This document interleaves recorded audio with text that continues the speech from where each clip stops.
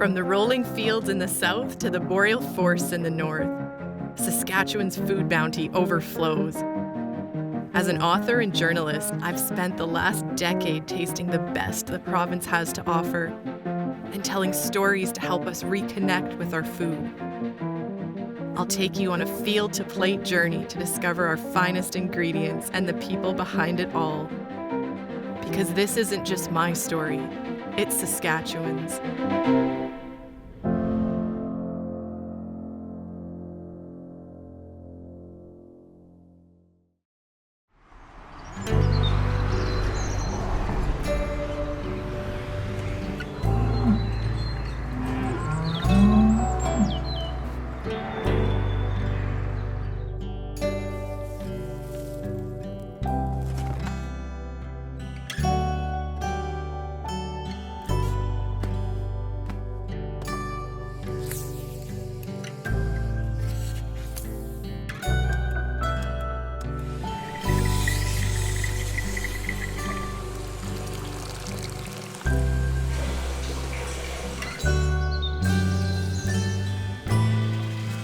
Milk from animals has been consumed by humans for thousands of years.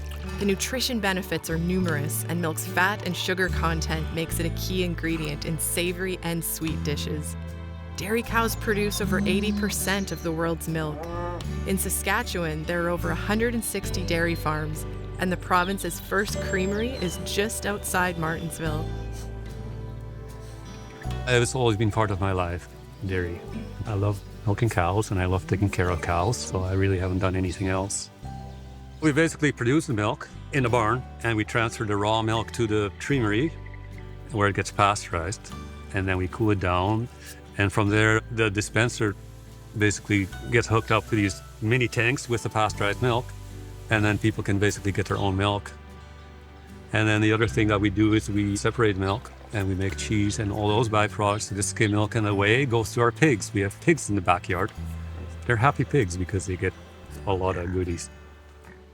So I'm boss, Fresco Yanga, and I own Sunnyside Dairy together with my partner, Martha.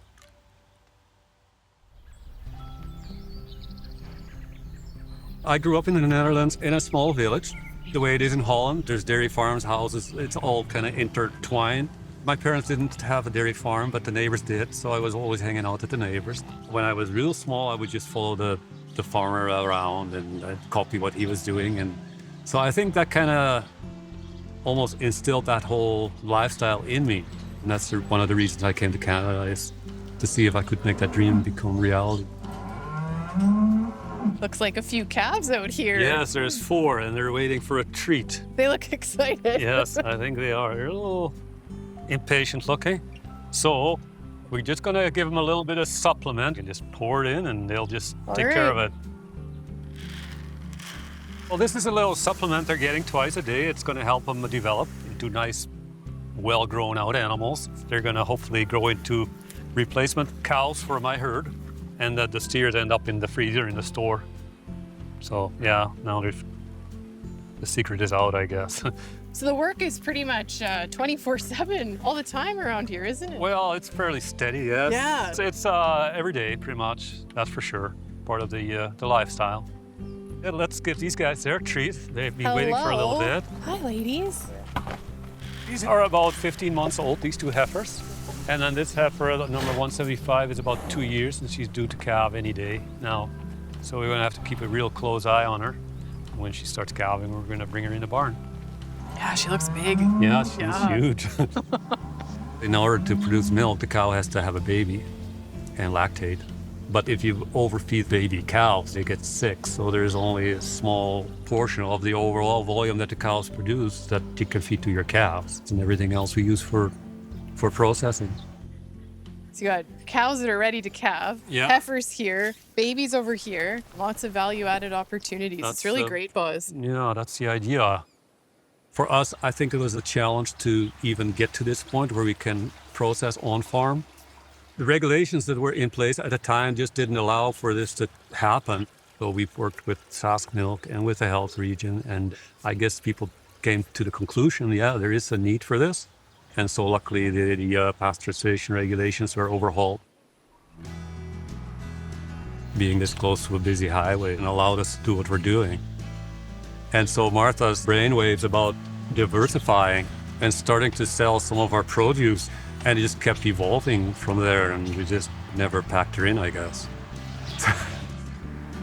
It's really fascinating what you've done here, Martha. This relationship that you've built to the land, to your customers, this beautiful connection. And this is something that your mom used to do as well, right? Right. I was raised on this farm, and my parents would have a sign at the mailbox there: cream, cottage cheese, eggs, and many people stopped in to buy that. People kind of call it the one-stop shop. With the milk, like what happened is we started to diversify with this store where we sold our own beef and pork and pies and pierogies and baking, as well as a lot of other local products. And it was within months that people were asking, would you sell us your milk, your cream? And we said, no, we can't do that. It's illegal. But it really planted a seed, and we started to realize, we're the perfect people to do this. And that was a long process, but we got our license, and it's a hit. People like to bring their own pails and jars from home. That's also really old-fashioned, and it just means so much to us. We just can hardly believe it. Feel really honored. Like, we're the first creamery in this province on a farm that has a milk dispenser where you can come and get milk on tap. Do you want to go try some? Yeah, I do. This is the milk dispenser room. This is where people come in with their pails, bottles, jars, and it is milk on tap. You put your coins in here, and you will get fresh milk from this morning's milking. All right, fresh farm milk. I'm gonna have a little sip. Martha, that is the most delicious milk I've ever had. Thanks. Boz and Martha milk their 25 cows twice a day, which produces almost 850 liters of milk. They also run a farm gate store where you can find everything from dairy and meat to baking and produce.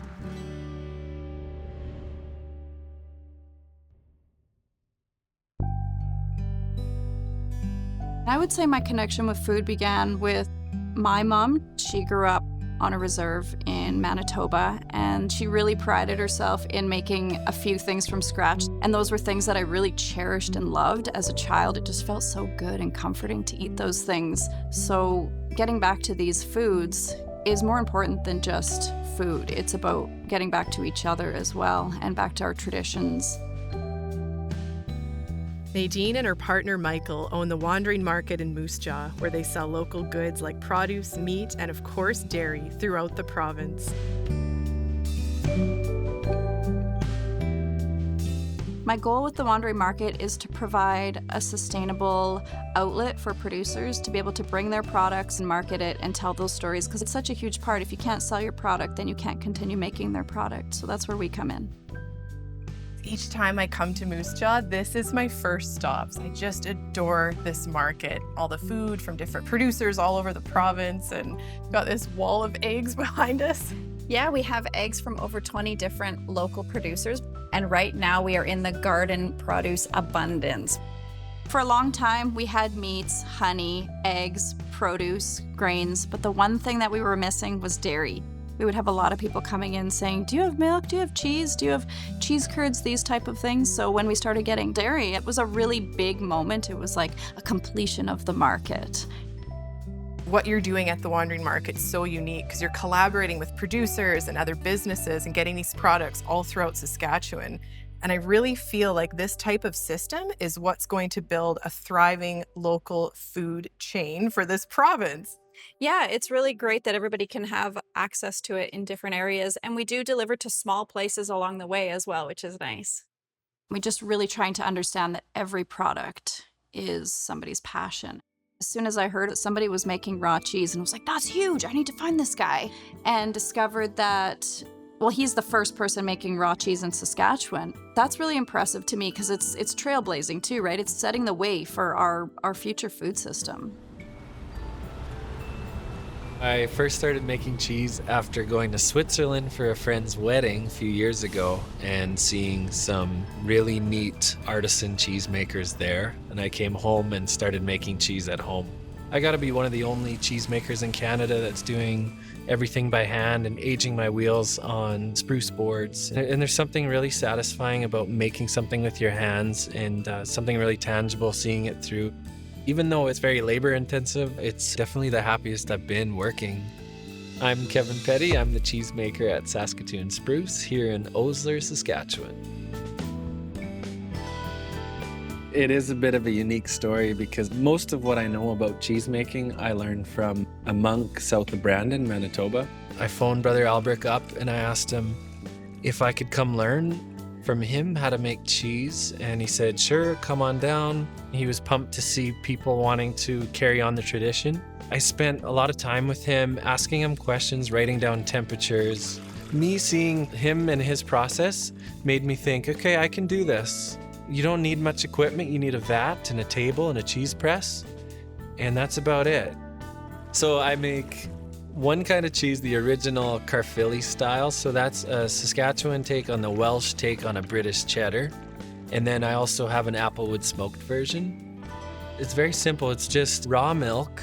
So it's not pasteurized or homogenized. It's just raw milk straight into the vat where the curds are cooked and stirred by hand. Everything's by hand, which is really rare nowadays. I chose to use raw milk in my cheese because some things are lost when you pasteurize milk. Some important cheese-making enzymes are lost.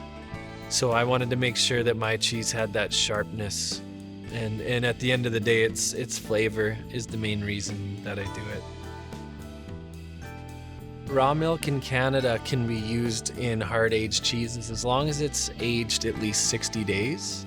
And it's better when the cheese is low moisture like my cheese is. Okay, so this is my favorite part of the cheese making process because the cheese is done being pressed and it's ready to be salted and put on the spruce boards and put in the aging space for 3 months.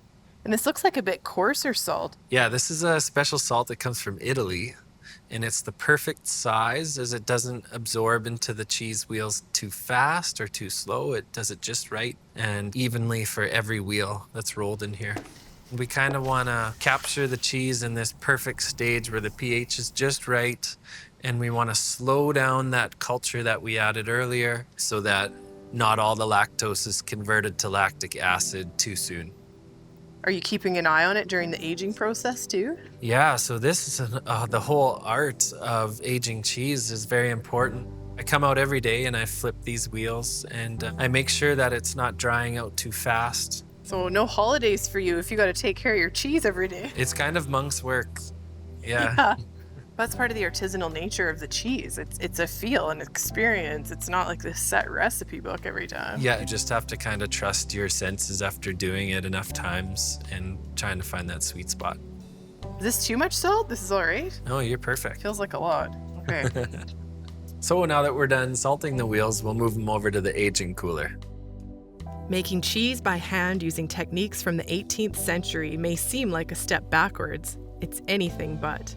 Kevin's attention to detail and appreciation for the process makes his artisanal cheese absolutely one of a kind.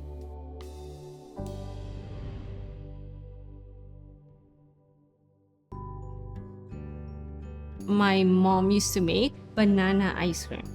She would mash them and she would make this amazing juice with it, and then she would mix it with dairy. And I don't know what is the obsession with people in Colombia, but she put cheese in it. It tastes good. It does taste really good. I think that's probably the earliest memory of ice cream.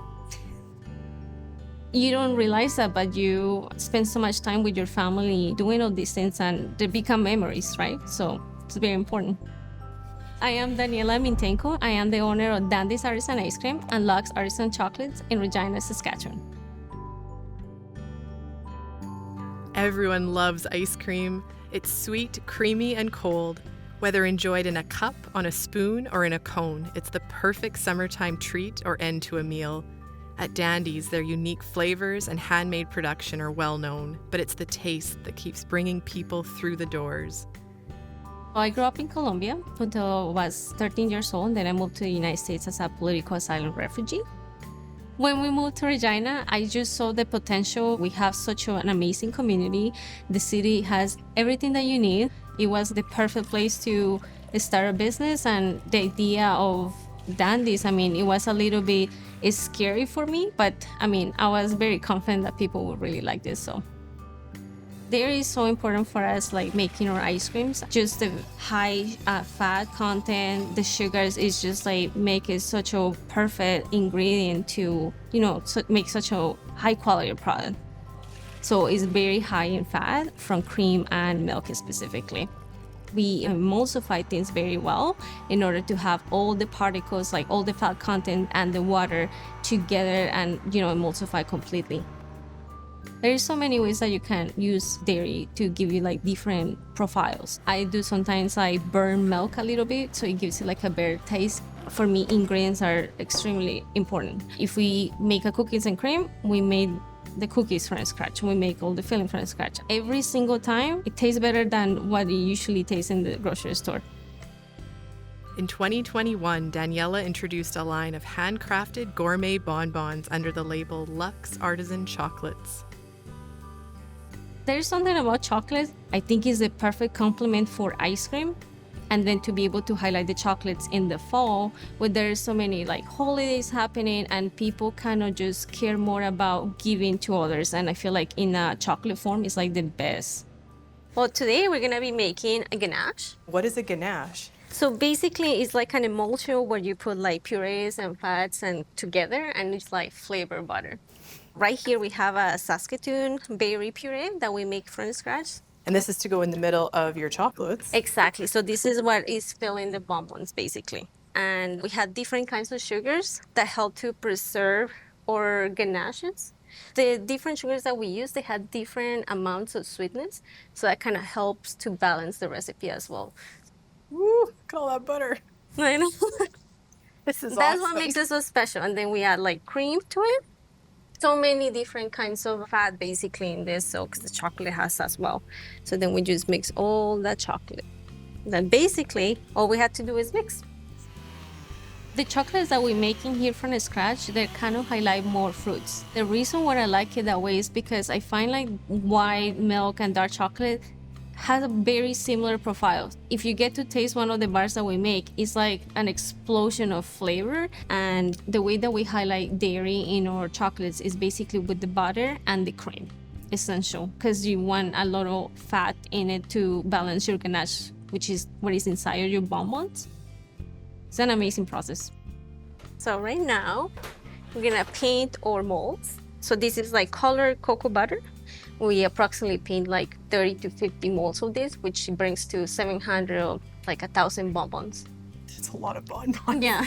So at the end of the day, everything that you put into it, it's truly a work of art. And I feel like that's the reason why I enjoy making chocolate now so much, because it's like decorating it and make it different and special.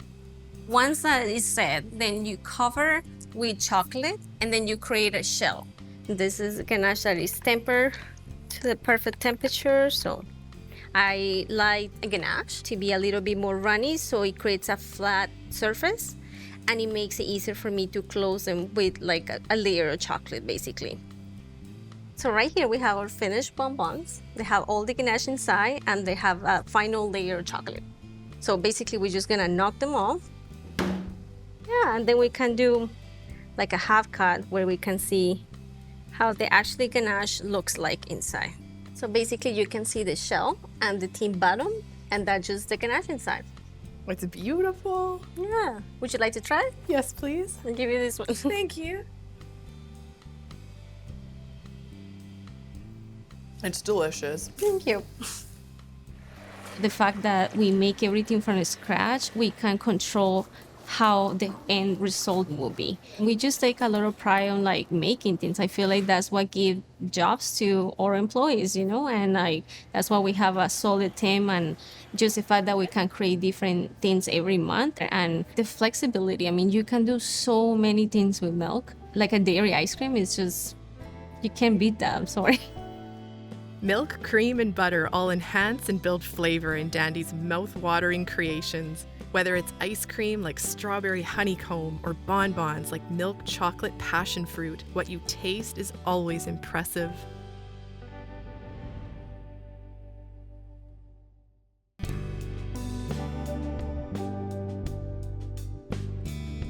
So when things come from local ingredients and it's made from scratch with intention and care, I mean, you can taste the difference. There's a lot of people that appreciate it. People come to the market because they know that it's real food and that it's grown locally. And my favorite line is I say, I can introduce you to the people who have made the products. And that's the funnest thing for me. And you can talk to them directly about how it was made, what fed the animal, all that. And it's interesting that we get people in the yard that have a connection to the farm. They grew up on the farm, and it just brings back so many memories.